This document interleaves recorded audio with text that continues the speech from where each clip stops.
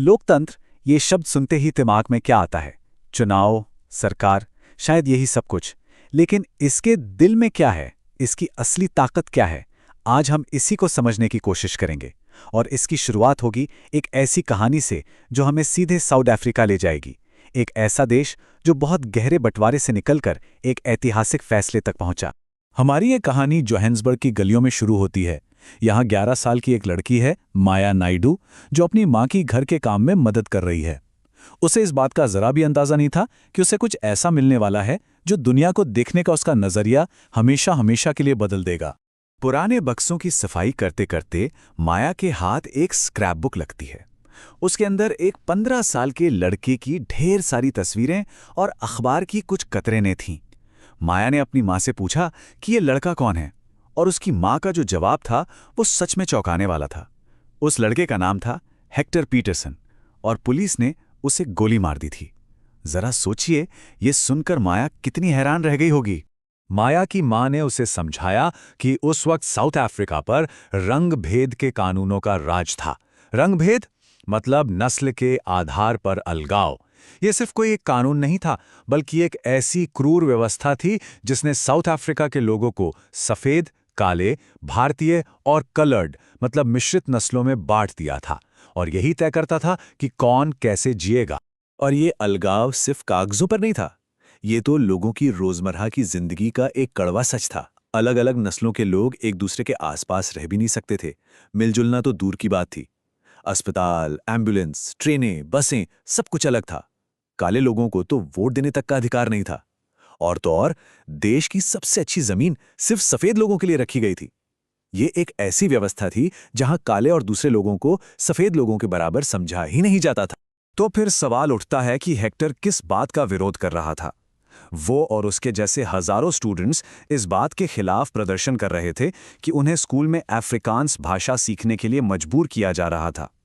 ये उन सफेद शासकों की भाषा थी जो उन पर राज कर रहे थे, जबकि वो अपनी भाषा जुलू सीखना चाहते थे। ये लड़ाई सिर्फ एक भाषा की नहीं थी, ये अपनी संस्कृति और अपनी पहचान को बचाने की लड़ाई थी। हेक्टर की मौत 1976 में हुई, और ये रंगभेद के खिलाफ लड़ाई में एक चिंगारी की तरह फैल गई। नेल्सन मंडेला जैसे महान नेताओं की अगुवाई में अफ्रीकन नेशनल कांग्रेस ने दशकों तक संघर्ष किया, और आखिरकार 1994 में उनकी जीत हुई। साउथ अफ्रीका एक लोकतांत्रिक देश बना, जहां सभी नस्लों के लोगों को बराबर माना गया। साउथ अफ्रीका की ये कहानी हमें एक बहुत बड़े और जरूरी सवाल के सामने लाकर खड़ा कर देती है। आखिर किसी सरकार को लोकतांत्रिक क्या चीज बनाती है, और एक लोकतांत्रिक सरकार अपने ही लोगों को रंग भेद जैसे भयानक अन्याय से कैसे बचाती है? इसका जवाब ना एक बहुत ही शक्तिशाली विचार में छिपा है, और वो है लोगों की भागीदारी। एक सच्चे लोकतंत्र का सबसे बुनियादी सिद्धांत यही है कि असली ताकत सरकार में नहीं, बल्कि उन नागरिकों के हाथ में होती है जो उसे आकार देते हैं। तो ये भागीदारी होती कैसे है? इसके कई तरीके हैं। सबसे पहला और सीधा तरीका है नियमित चुनावों में अपना वोट डालना। इसके बाद आता है सरकार के काम में दिलचस्पी लेना और उस पर सवाल उठाना। लोग रैलियों और हस्ताक्षर अभियानों के जरिए अपनी बात रख सकते हैं, सामाजिक आंदोलनों का हिस्सा बन सकते हैं, और अखबारों, टीवी जैसी मीडिया का इस्तेमाल करके जरूरी मुद्दों पर बहस कर सकते हैं। और ये सिर्फ किताबी बातें नहीं हैं, इसका असल में बहुत गहरा असर होता है। मिसाल के तौर पर, अगस्त 2005 में जब एक सरकार ने बिजली के दाम बढ़ा दिए, तो लोगों ने रैलियों और हस्ताक्षर अभियानों के जरिए इसका जोरदार विरोध किया। नतीजा क्या हुआ? सरकार को झुकना पड़ा और बढ़ी हुई कीमतें वापस लेनी पड़ी। ऐसा क्यों हुआ? क्योंकि एक लोकतंत्र में सरकार लोगों के प्रति जवाबदेह होती है। और यह हमें दिखाता है कि लोकतंत्र सिर्फ बड़े बड़े राष्ट्रीय मुद्दों तक ही सीमित नहीं है, यह हमारी रोजमर्रा की जिंदगी में भी शामिल है। चाहे वो किसी अखबार में खत लिखना हो या अपने मोहल्ले की समस्याओं को उठाने के लिए स्थानीय संस्थाओं से जुड़ना हो, ये सब भागीदारी का ही हिस्सा है। ठीक है, तो भागीदारी तो हो गई लोकतंत्र की एक अहम कड़ी, पर इसका एक और बहुत जरूरी काम है, वो है संघर्षों को सुलझाना। देखिए, जब अलग अलग संस्कृति, धर्म या इलाकों के लोग एक साथ रहते हैं तो उनमें मतभेद होना तो स्वाभाविक है। भारत में इसका एक बहुत बड़ा उदाहरण है कावेरी नदी। ये नदी लाखों लोगों को जीवन देती है, लेकिन यही नदी दो राज्यों कर्नाटक और तमिलनाडु के बीच एक बड़े विवाद की वजह भी है। तो ये संघर्ष है क्यों? जरा समझिए।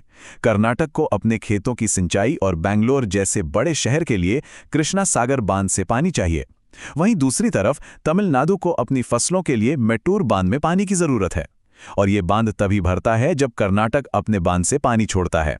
अब जब दोनों राज्यों को अपनी जरूरत के हिसाब से पूरा पानी नहीं मिलता, तो जाहिर है टकराव होता है। और यहीं पर एक लोकतांत्रिक सरकार की भूमिका सबसे अहम हो जाती है। हिंसा या जबरदस्ती के बजाय सरकार की ये जिम्मेदारी है कि वो देश के कानूनों के मुताबिक पानी का एक निष्पक्ष बंटवारा तय करे, मतलब कानून और बातचीत के जरिए संघर्ष को हल करना। संघर्षों को निष्पक्ष तरीके से हल करना, ये हमें लोकतंत्र के तीसरे और शायद सबसे महत्वपूर्ण सिद्धांत पर लाता है, और वो है सभी के लिए समानता और न्याय की प्रतिबद्धता। देखिए, समानता और न्याय ये एक ही सिक्के के दो पहलू हैं। एक लोकतांत्रिक सरकार इस बात को समझती है और सदियों से चले आ रहे अन्याय को दूर करने के लिए ठोस कदम उठाती है, जैसे अस्पृश्यता यानी छुआछूत जैसी प्रथाओं पर पाबंदी लगाना, उन समूहों के लिए विशेष प्रावधान करना जिन्हें समाज में पीछे छोड़ दिया गया है, या फिर लड़कियों की शिक्षा को बढ़ावा देने के लिए स्कूल की फीस माफ कर देना। और आखिर में सारी बात घूम फिरकर हम पर, यानी देश के नागरिकों पर ही आ जाती है। जैसा कि ये कथन कहता है कि अगर किसी देश के लोग सतर्क हैं और इस बात में दिलचस्पी रखते हैं कि देश कैसे चलाया जा रहा है, तो उस देश की सरकार का लोकतांत्रिक चरित्र और भी ज्यादा मजबूत होगा। एक मजबूत लोकतंत्र सिर्फ एक अच्छी सरकार पर नहीं, बल्कि जागरूक और सक्रिय नागरिकों पर टिका होता है। तो साउथ अफ्रीका की उस कहानी से लेके पानी के विवादों और न्याय की इस तलाश तक हमने ये देखा कि लोकतंत्र कोई सीधी साधी मशीन नहीं है। और ये पूरी चर्चा हमें एक आखिरी सवाल पर छोड़ जाती है, जिस पर सोचना बहुत जरूरी है।